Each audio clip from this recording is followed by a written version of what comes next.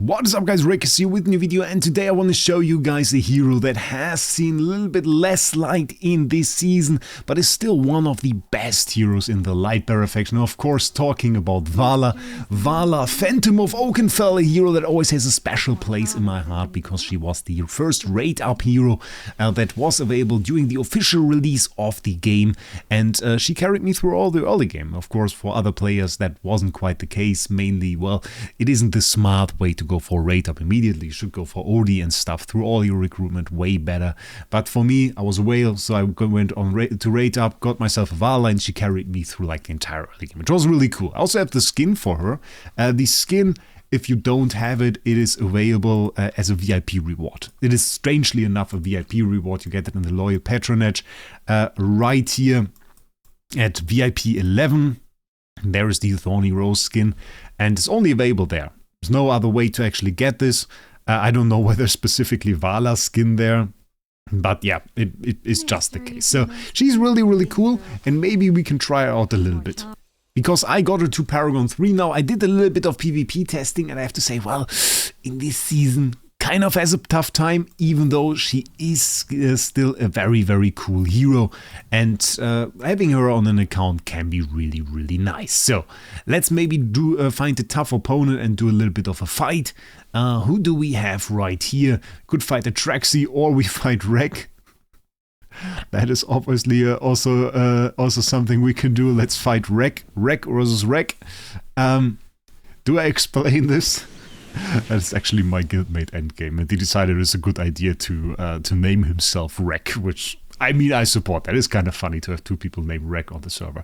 So, the way she works is she usually has this little rose marker. This little rose marker will be put on the furthest away enemy from her, and on some maps you can really decide a little bit more to which enemy you actually fight. You can see right here we can switch the twin, which does nothing in this specific situation. But yeah, this enemy will be the one that she prioritizes targeting, and if she's not hindered from that by, for example, taunt on the enemy, which in this situation actually the Fresto does have, then she will do so. It's usually not a problem. So we can observe that a little bit. Maybe we should have deactivated the artifact. This would probably end the fight very quickly.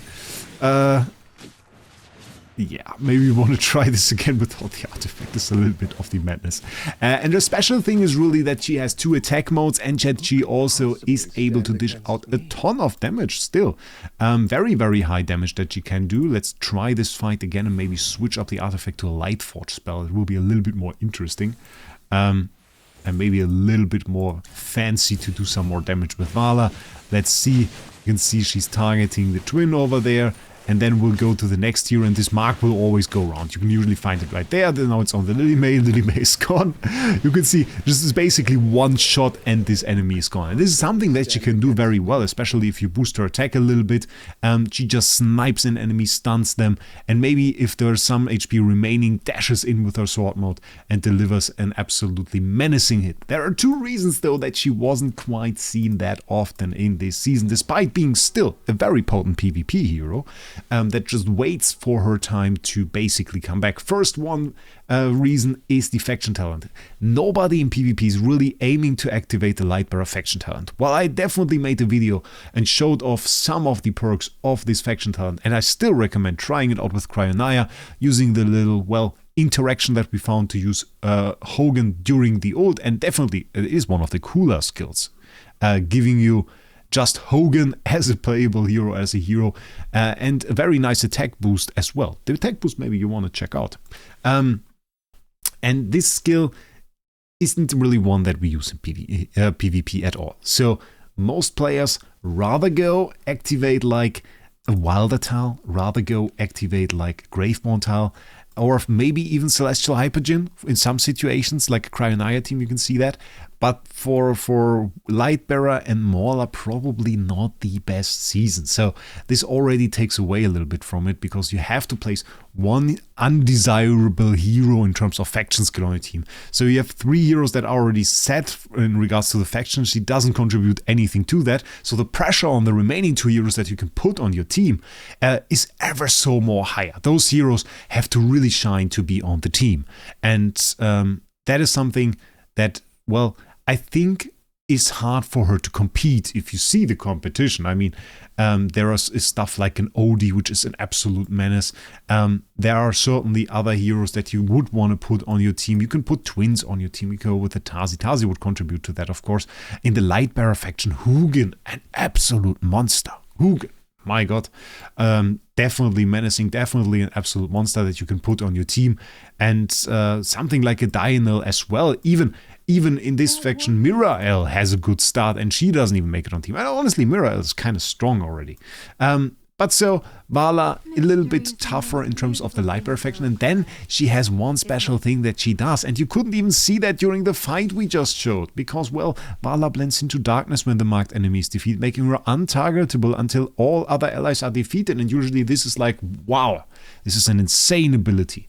Movement speed increased. When do we see that? A movement speed increased. Haste increased by 80, and even some HP recovery. Absolutely great. And what happens? You see nothing of that in a fight. Why do you see nothing of that? Well, you are already immune. We were already immune in that fight. We can see it again. We had all of that from the Wilder faction skill, and the problem is if you have a core component of your hero that makes this hero strong and makes this hero great, and then you can slap that on everybody just with the placement on a faction tile, well, that is really a problem. We could have a Bonnie that is untargetable, that is even invincible, which is even better really. It's just an upgrade form of untargetable invincible in this game.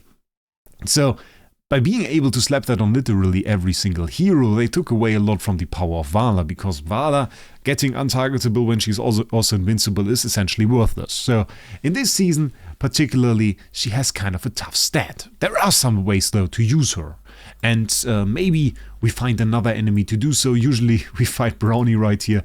Shall we take a hit at Atraxi? It's guaranteed lost, let's be real about this. That's going to be full P4 and we're not at it. So, what do we do against that? Everything that we do is worthless. Maybe we just try to steamroll with our Wilder faction skill team right here, even though I'm not too confident that we can take out that Cryonaya over here. I put a Siren on the team just because I don't want to be destroyed by Stormstrike spell, but still, yeah, that is kind of scary. Let's see. Maybe we can take out the Cryonaya. Our Vala will target her, so that is an upside, but we can't do a whole lot against the heal, I reckon. Maybe, come on, Vala. Okay, we got the kill on the Okay, ladies and gentlemen, I see some good stuff happen. We have the Vala snipe. Do we get a clear on Atraxi with the Vala team? That looks really, really good. Okay. Ladies and gentlemen, I think Vala is back. I just made Vala seem so much more good than she actually deserves. Okay, Siren Vala actually a combo. We got the clear on the Kryna. I think it was by sheer luck. I'll be real with you guys. I think it was by sheer luck. Because I think that this Ludovic just decided to absolutely abandon the Cryonaya, and we got a snipe on her, and really this team doesn't have many more threats other than the Siren. So, yeah. I think we just let that here. That is an absolutely deserved victory, no question about it. And Atraxi should really rework that team. That wasn't luck at all. Yes. So, two reasons really why Vala isn't really too great. The good thing is really that you can target heroes and you can put damage on target heroes. And heroes like Lorsan, we saw the Lorsan link in the fight just now. And maybe we watch it again just because it is such a ridiculous victory. Let's take that. And yes, I currently only have a Siren in there because we did some testing. Atraxi victory over here. Victory. And you can see there is the Lorsan link over here on the Fresto to the Cryonaya as well. And such heroes that are targetable in that sense, those can have value because you can get a snipe on such a hero. And there is sometimes a placement in the game that is just, well, dictated by the game. The backmost hero. The backmost hero gets an energy buff. So often it has a certain value in it to give your hero a certain position, especially if that is the backmost hero. It becomes kind of targetable as well. Heroes like Bonnie target it. Heroes like Lorsan can often target it. Heroes like Vala can target it. And you can kind of target a hero in this position, and this can have value in this team. I mean, more than in any other. Taking out the Cryonaya, that is an absolutely monstrous achievement, and if your hero can take out a Cryonaya, I think that is worth it. And I think Vala is a hero that you should register in your mind as a tool for such situations. In the same category we will find Lorsan, of course, and Bonnie, and those heroes, they should be in that category. And if you see a positioning like this with the Cryonaya, a Diurnal, something like this, in the backmost position, it should click, it should activate in your mind, oh, there is Vala, and maybe you have her on your account with a nice Paragon, or depending on the enemy you fight, Supreme Plus is fine as well. And then you can use that to actually target this enemy. And even though this is not the season where we particularly see her shine, this season was probably the one with the Lightbearer tile where we got the double ults. Which season was that actually?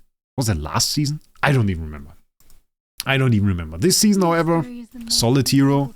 Get her at Mythic Plus at least. Has some nice buff. We get a little bit of attack, a little bit of haste. She can still snipe. She can still one-shot enemies. You can put her on Lightforge spell and probably get a chain off unless you fight somebody that has like Dunlinger on the board, because she kind of needs her ult. So that all brought together is still a great hero for PvP. I don't use her for PvE anymore. I hope you enjoyed this little showcase. Next up for the showcase would actually be Khafra. It will be a little bit more difficult though. For Vala, I took a little bit of time because I remembered her better than she was. Also, maybe tell me what you think currently about the settings right here. Settings in terms of my voice, settings in terms of the picture quality, because I just got a new PC. And I hope I set everything up correctly, but it's like 1,000 things that you have to set up, and it's a little bit horrible. So, that being said, down in the description you'll find my link to Lootbar. A lot of people already have already supported me there, and you get some cheap dragon crystals. Pretty good service, use it myself. And other than that, maybe subscribe when you're already on the way down there. And with that, I wish you a great day. We'll see us in the next one.